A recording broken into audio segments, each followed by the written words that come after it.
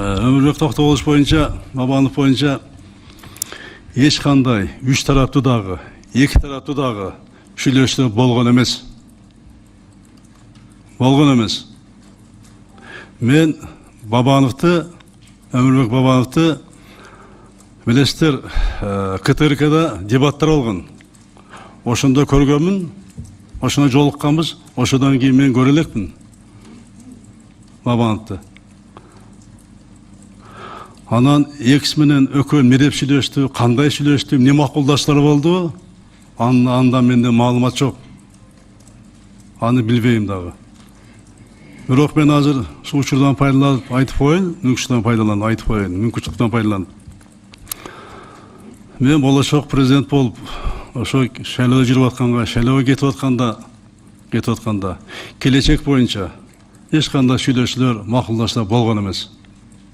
Мен ошон үчүн элге чыкканда, айтканда программамы эч кимден коркпой үркпөй айтканмын. Мен сиздин араңардан чыкканмын. Араңардан өтүк кийип, малчы менен жүрүп, дыйка менен суу сугарып, ошо айылдагы мугайын врачтар менен чогуу жүрүп, мен проблемаңарды билем. Менин программам, силердин араңардан чыккан программа, ошо көйгөй иче турган программа. Ошон үчүн мен элдик президент болуп берем деп ода бергенмин. Мен ошол одамды элдин астында аткарып атам. Анан менин артыман не деп макулдашуу болду, не сценарий түзүштү, кандай сүйлөшүү болду, ал эми менин проблема эмес. Ал ошо сүйлөшкөндөрдүн проблемасы. Меники эмес. Ана мына ал эми менин проблема эмес. Айтып атса сүйлөшкөндөрдүн проблемасы. Мына сатып кетти, саткын деп аткан кондурушту мени. Саткын деп. Саткын Жээнбеков сатып кетти деп. Мен бир топтун же бир адамдын кызыкчылыгын коргоюм деп элге ода берген эмесмин. Мен элдин кызыкчылыгын коргоюм деп ода бергенмин. Мени бир топтун же бир адамдын кызыкчылыгын коргобойду сактын десе десин. Кудайым мени ушу жалпы элибиздин, кыргызстандардын, кыргыз мамлекетинин кызыкчылыгын саткандан Кудай сактасын мени. Кудай сактасын.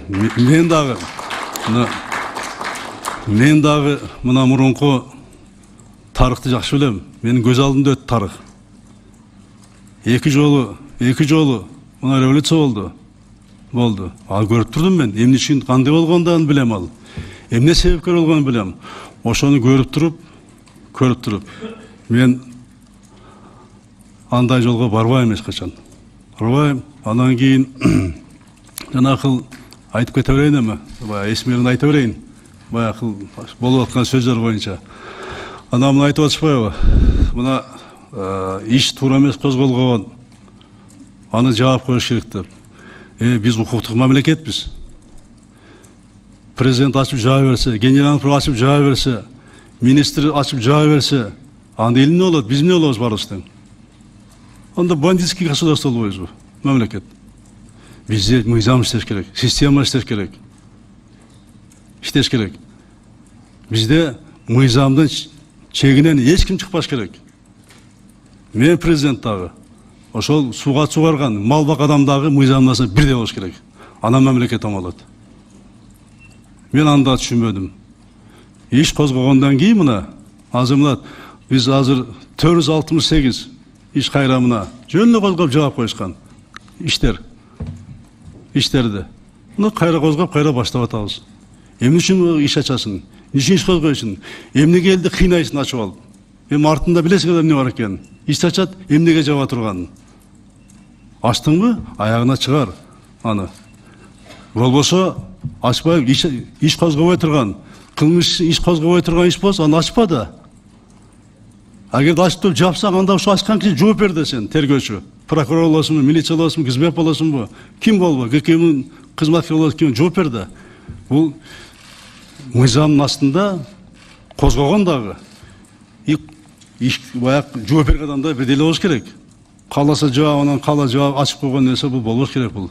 Биз мына ошон үчүн баягы кээ бирде мыйзам иштерге жол берип атабыз да.